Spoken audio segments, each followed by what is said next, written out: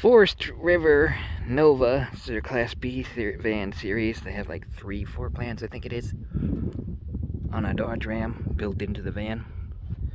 I stopped in hopefully a nice valley that doesn't have as much wind. You'll have to bear with me, and I apologize ahead of time. When I walk around this RV, it's gonna get iffy on the whole wind and the mic thing. But I'll show you the rest of it here in a second, and then I'll show you the interior. Maybe in a hole in the wind right now, maybe. This is pretty cool. Anyway, that's your swing door. Of course, you have a ladder access for up top. You have a backup camera. Everything fits within the regular, well, it's extended, but the regular Dodge Ram ProMaster chassis. This is what I like about these camper vans versus like a Class C or a Class A. Those Class C's and Class A's are just sticks and bricks built on a frame and won't hold up to nothing. This one would probably go 20 years maybe, you know, like a regular automobile, because it's encased in a regular automobile chassis all the way around. Nothing special added to it. Then I'll show you the inside here. I didn't get it as cleaned up as I should have, but I have your bathroom, a full bathroom back there, shower wraps around in there, and toilet and everything. I don't want to go this further because I don't want to mess the floor up, but I'll let you see what you can see from here. I have that nice big sleeping bag. It's gonna have to go in that big bag, and I have a stowaway bag that has the stuff in it that's inside that bag that I can just take out. I'll have 3 bags till I go to the airport, or till I get back from the airport to Indiana, because that sleeping bag takes up a whole bag, but I have to have it with me right now because sometimes it saves on having to get hotels. But anyway, back to the thing. They got a whole bunch of storage up top. Your island bed or twin bed setup, you can pull those together and make a nice big king size bed if you want to, or 2 people who are platonic or whatever, you know, 2 guys going out fishing on a fishing trip or whatever, but each have their own bed. Your basic kitchen setup, enough for a weekend camping deal like that, say you can go out fishing or whatever. Has the stove, the fridge, the microwave, and then your big sink. Pretty big sink for a teeny tiny little van. Then it's got the setup in there. It's got the air conditioning in your vent fan. Generator somewhere in there, the solar panel thingy, your monitor for all your tanks, and the store button to turn the house on or off. Your water heater controls are all up in there, and they do have a water heater control down there, or I mean a water pump control down there for the toilet and shower area, so you don't have to come back clear up here to turn it on, which that's handy when you go to shower, so you don't have to come all the way back up here out front. But it's got everything you would need for a basic camping trip, and you can live in here full time if you're willing to adapt to it a little bit, you know what I mean? If it was just me living here in here full time by myself, I would trying to think of how I would do that, because the TV's on this side. Most likely, since the TV's already mounted on this side, I would probably keep that one as my bed. And this side, if it doesn't have the tanks, which one of the 2 has the tanks built in. I haven't looked yet, but if that didn't have the tanks, I'd probably end up tearing that out and putting something else there, because if it was just me, all I would need is this in terms of a bed. I'm perfectly fine with that much of a bed that you can lay on and recline and whatnot. And if I had enough room for it, I'd put a recliner in there, maybe, because that's the only thing I would need that would make this my perfect kind of apartment, would be more of a recliner to hang out in during the day, and then a bed, of course, to sleep in at night. And then you have your basics of a small apartment style kitchen. And then, of course, you got your bathroom way in the back. And I do like the setup where the bathroom is in the back, because it's out of your way the entire day. It's not right here taking up half your, you know, I don't like that floor plan where takes up half the thing here, and then it keeps the seat from being able to come back. This does a little bit on the counter. My preference would be is that it brought it back a little further so that you had a little more driving, but that's okay. It's okay, because it gives enough of an angle that I would be fine with it. But I'm talking about the kind of bathroom one that has the wall going all the way up. Takes up half the space right here, makes you really feel claustrophobic, in my opinion. I like how they got the bathroom back there, and it kind of, when you shut the door on the inside of the bathroom, you really don't feel any, it just feels like the van's a little shorter, but you don't feel a difference in it, really, when the bathroom's open or when it's shut. So I like this setup a lot better. Easily, all I would do is tweak that side, I think, and put a recliner in it. Or if that side has the tanks, I would leave it alone and make that my bed and make that the recliner. You know, so it's an easy enough tweak. One of them, I believe, has the water heater and stuff underneath there, and one of them's probably about half empty, but I'm sure because of the small size of the motorhome, they counteract the weight, you know, waste tank and whatever on this side and that side. I haven't looked into it to see for sure, but I'm sure they do it so that when your tanks are full, the motorhome is pretty well balanced. That way you don't go down the road and have one side heavier than the other. Has a lot of storage, all the storage I would need. You know, in terms of, this is just basically the controls, so you can't put much in the way of storage there. But you have all those 4 doors, and you have those 3. And then you have little cubbies like this, which is handy to have. You can throw a little junk drawer. You know, throw your stuff in here like a junk drawer. When you come in for the day, like I'd probably end up putting my car keys in here every night, and my wallet and everything that's important to me, wallet, phones, car keys, battery packs for the phone, all that right in the top junk drawer. That's how I would roll. But they have other options. Trash bag, teeny tiny little trash bag, which I don't know. I mean, it looks good in concept, but one meal and you'd fill that up. In terms of going to buy like a fast food or something.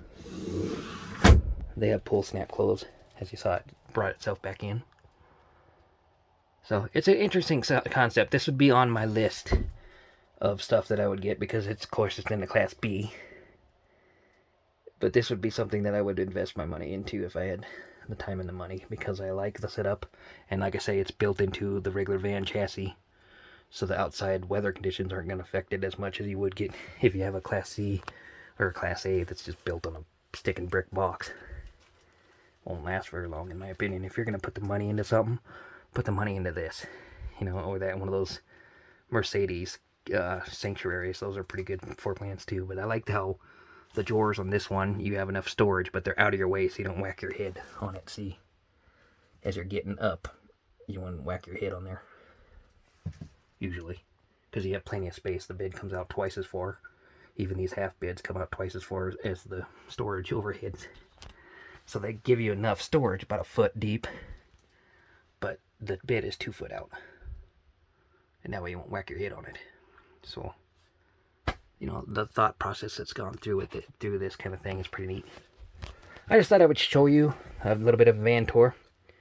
The other thing I would probably do, well, I'd keep that TV and use it for a while, but then I'd probably eventually end up covering a window up and taking like a nice big 50-inch or something. That's huge, because as rare as I would ever use a TV anyway, it'd probably end up plugged in somewhere anyway, so it wouldn't matter to me to have a nice big power-hungry TV, in my opinion, because it's one of those things that I had in my apartment that I would like. And you could always put the TV back up here someplace or something. I'd mount it over here to where it doesn't affect me coming in and out of here. You know, and you have, of course, these curtains and whatnot, and you can have a railing that goes across there and hooks in. I like how, even though, you know, I'm not a big fan of windows, usually, but I do like how these ones, you just snap them up in place and it's like a wall, a van wall again, so you have the option of both. You have the window, or you can just put it all the way up. And then when we go outside again, I'll show you.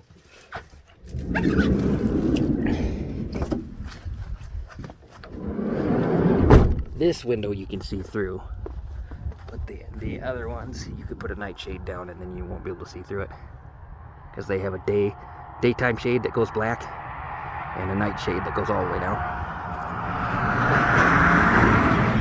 The idea of that black shade is just to make that whole window black instead of see-through. And then of course your night shade is to make it so that nobody, even with a flashlight, could come up there and sit and look in and see through it. But as is right now, obviously with the stuff up, you can see all the way through it to that mountain, as you see. So it's nice that it gives you options, at least. I'm not a huge fan of windows everywhere you go. That's the sunlight in, I guess, but I did spend that time in that closed-in minivan without windows because I painted them all shut. And I think you do get depressed after a while if you don't have windows, even though I'm not a huge fan of windows to begin with. But I do like the option of how you can have windows or not, the way this is built in. The only other thing I would point out that I don't like, it's kind of dumb, but they made it so it's symmetrical, is if you open this window here, then you can't open the side door. Well, you can, but you'll break at the window. It's stupid because this thing will pop out, but then if you don't remember the slide, you know, so I would never end up opening this up anyway. This would probably be where I'd mount a TV, if that 70-inch TV, because you can't use the window. Well, you can, but you have to remember to not open the slide door. It says it on the sticker right there. So that's probably where I'd post a TV, just because you can't use the window.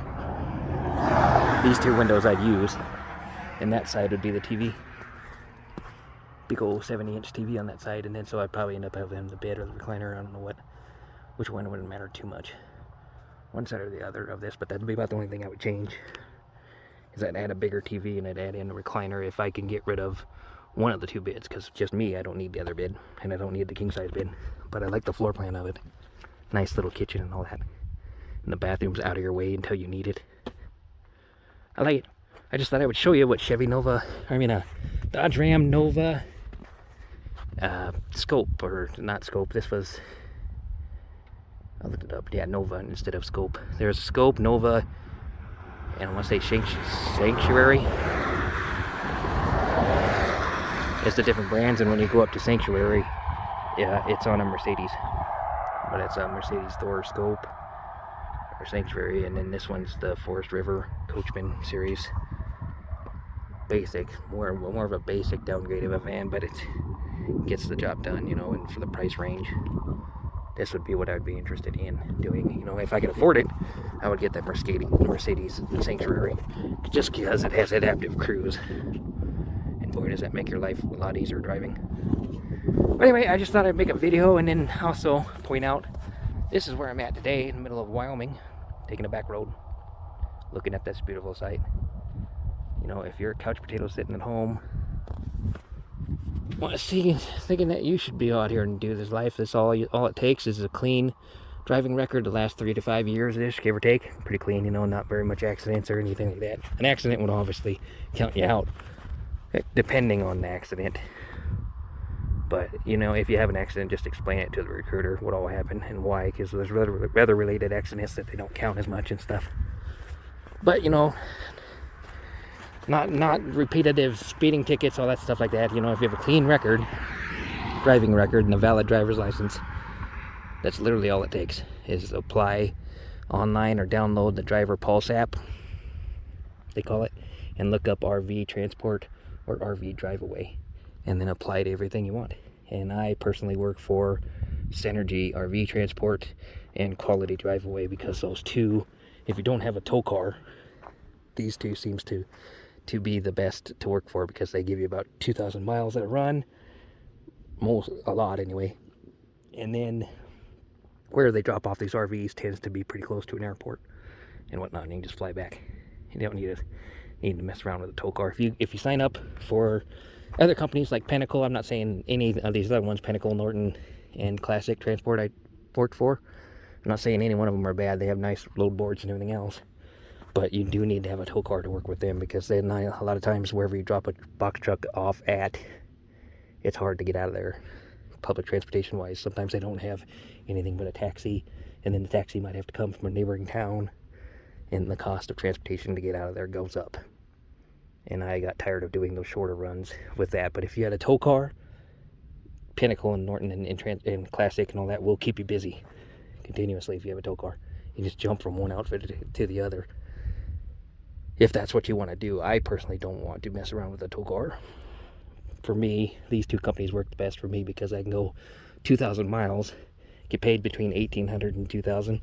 They cost $500 or $600 in fuel and about $400 worth of transportation back, and hopefully I'll be able to keep almost $1,000 in profit every time.